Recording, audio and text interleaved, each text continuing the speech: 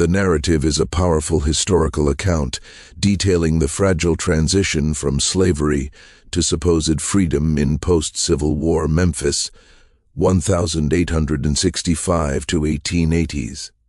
Spring 1865, Memphis. The air on Beale Street tasted of hope and burnt gunpowder. 17-year-old Huck, tall and lean with eyes that had seen too much, stood beside his mother, Grace, as a Union officer read the Emancipation Proclamation from the courthouse steps. The words "Forever Free" echoed, and Huck felt a sob wrench from his mother's body, a sound of 60 years of pain and sudden, terrifying release. But freedom was a hollow coin. With no land, no money, and his father sold downriver years ago, Huck's skill with horses meant little. He took work at the livery stable owned by Mr. Jebediah Crouch, a former overseer who sneered, "Y'all work for wages now. Ain't that grand?" The wages were a pittance, paid in scrip only good at Crouch's own overpriced store. At night, in their cramped shack, Grace whispered warnings. "The chain's off your ankles, son, but it's still in their hands. You be careful." Huck's hope crystallized into a single goal: find his father, Isaac. Using scraps of memory, Isaac had a scar like a crescent moon on his cheek from a horse's kick. Huck asked every freed person he met. He learned of searching parties where people called out names of the lost. At one, he met Elias, a grizzled, literate man who ran a clandestine night school. "Freedom's a fight, Huck," Elias said, "and the first battlefield is the mind. I'll teach you to read that contract Crouch waves at you." When Huck finally deciphered the paper, his blood ran cold. It wasn't a labor contract, it was a debt indenture, binding him to Crouch for any advanced goods. He was trapped. The chapter ends with Huck witnessing city policemen, laughing, arrest a man for vagrancy as he rested on a stoop. The man's family wept. Huck's newfound literacy revealed the truth. The law was now the trap. Freedom was paper thin, and a storm was gathering. 1868. 3 years of dawn to dusk work for Crouch, and Huck's debt had only grown. The plantation store's ledger, which Elias helped him parse, was a work of fiction designed for bondage. Around him, Memphis grew, its riverfront bustling with cotton bales. Black churches sprang up, becoming hearts of the community. Huck found solace in the Mount Zion Church, where the preaching spoke of deliverance in this world, not just the next. Here he met Cora, a fierce, quick-witted young woman who worked as a seamstress. Her brother had been arrested on a vagrancy charge and leased to a railroad camp. "They sold him, Huck," Cora said, her voice steel. "Just like before, only now they call it paying a fine." Cora was part of a quiet network, a neighborhood watch of sorts, that tracked patrolmen and warned folk of sweep arrests. Huck's search for his father hit a lead. An old stable hand recalled Isaac being sold to a Judge William P. Harrington, a respectable city founder with vast plantations in Shelby County. The news was a gut punch. The man who enforced the black codes might own his father. Huck's desire for reunion twisted into a dangerous urge for confrontation. Crouch, sensing Huck's restlessness, presented a new opportunity: work off his debt at a lumber camp in the Arkansas bottoms. "Good, honest labor," Crouch grinned. Huck refused. That night, the Memphis police arrived. The charge? Default on contractual debt. As they hauled him away, Huck saw Crouch tipping the officer. He was thrown into the Shelby County Jail, a hellhole filled with other black men picked up on trivial charges. The jailer eyed them like livestock. "Y'all gon' learn what work really is," he sneered. The jail was a holding pen for the shadow trade. Huck, chained to others, was loaded onto a wagon under cover of darkness. They were taken not to a court, but to a ramshackle warehouse reeking of fish and tar near the river. Inside, lantern light flickered over about 30. Scared black men and a few women, well-dressed white men, planters, businessmen, milled about, examining teeth and muscles. This was the secret auction. A man in a fine suit, auctioneer Silas, presided. We have here able-bodied laborers fulfilling pre-arranged contracts of service to settle legal debts, all perfectly lawful. The bids were murmured. $60 for the tall one. Huck's blood turned to ice. He was being sold. Just as his lot was called, a commotion erupted at the door. Cora and Elias stood there, with a hesitant white reporter from a small reformist paper. "We were told there was a public labor hire here," Elias boomed, his voice cutting the silence. "Is this how the city of Memphis hires?" Panic ensued. The buyers turned away, hiding faces. Silas snarled, "This is a private matter." But the moment was broken. The reporter, wide-eyed, scribbled notes. In the chaos, the jailers hurriedly loaded the prisoners back onto the wagon. But the intervention had changed Huck's fate. Instead of being sold, he was returned to jail. A problem now too visible. Judge Harrington himself visited the jail the next day. Cold, imposing, he looked Huck over.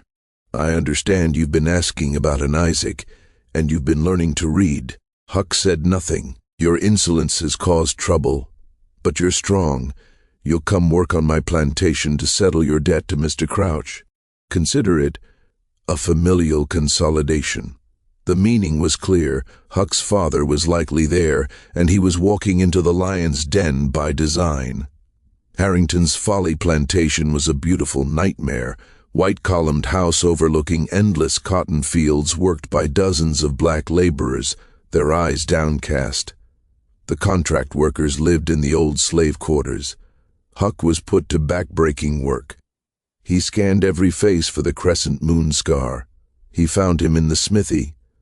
Isaac was older, bent, but with the same resilient fire in his eyes. Their reunion, in stolen moments, was hushed and tearful. Isaac confirmed the horror. Harrington had never freed him. "The war ended, son, and he just didn't stop. The law never came here." Isaac revealed the plantation's secret. It was a hub. Workers who defaulted in the city were sold here, and Harrington then rented them out to neighboring farms. The system was a spiderweb. Huck also discovered Harrington's weakness, his ledger book. In it, every illegal transaction was recorded in cryptic but decipherable code. Names, dates, prices paid for indentures. It was the smoking gun, but getting it was suicide. Cora, through the network, made contact. A sympathetic black preacher acted as a courier. A plan formed. Huck would steal the ledger during the upcoming harvest festival when the house would be busy. Isaac would create a distraction.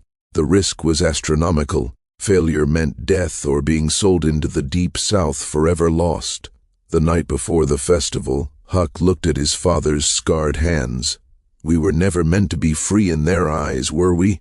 Isaac replied, "Freedom ain't something they give, it's something you take, and you hold on, no matter the cost." The harvest festival was a grotesque masquerade. Harrington entertained other elites, boasting of cotton yields. Huck and Isaac moved like ghosts. Isaac accidentally caused a minor fire in the stables, drawing the house staff. Huck slipped into Harrington's study. His literacy, fought for and won, was his key. He found the ledger in a locked drawer, picked with a wire from the smithy.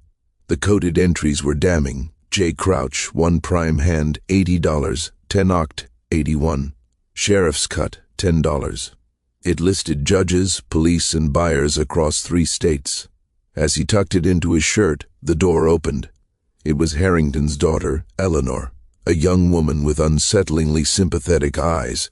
She'd seen the brutality and lived with silent guilt. For a long second, they stared. She saw the ledger. She knew. Without a word, she stepped back and closed the door softly.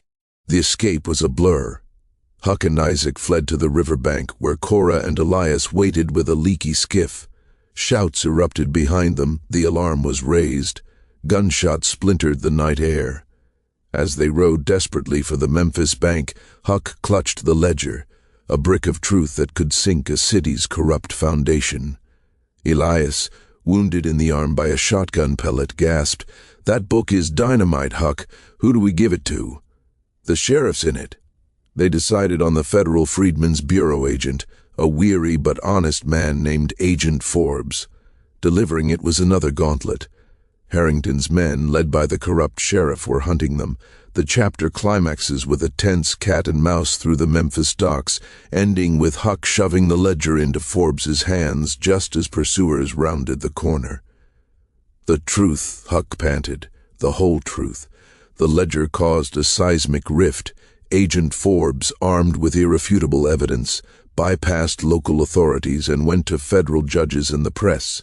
The Memphis Clarion, despite pressure, printed a careful but explosive story.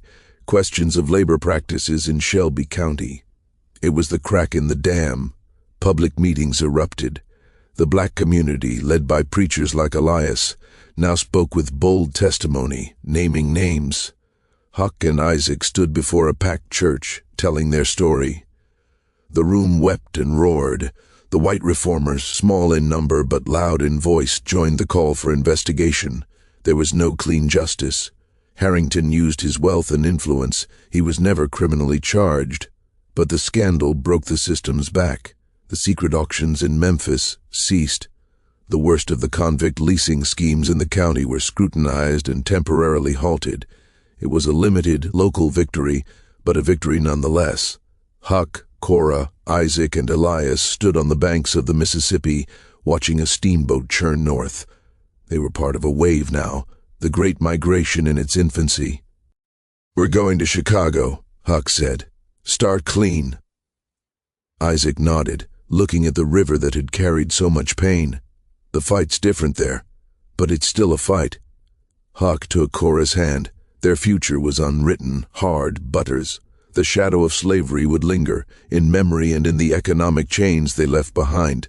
But in stealing the truth and forcing it into the light, they had reclaimed a piece of their freedom. They had learned that liberty was not a granted state, but a daily collective action, forged in love, lit by literacy, and defended with relentless courage.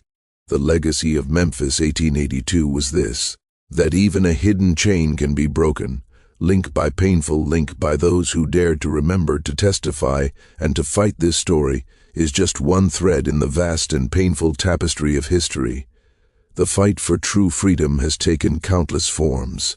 If you were moved by Huck's journey, please share this video to keep these stories alive. Subscribe to Tales of Slavery for more deeply researched, human stories of resilience, resistance, and the long shadow of history. Together, we ensure the truth is never forgotten.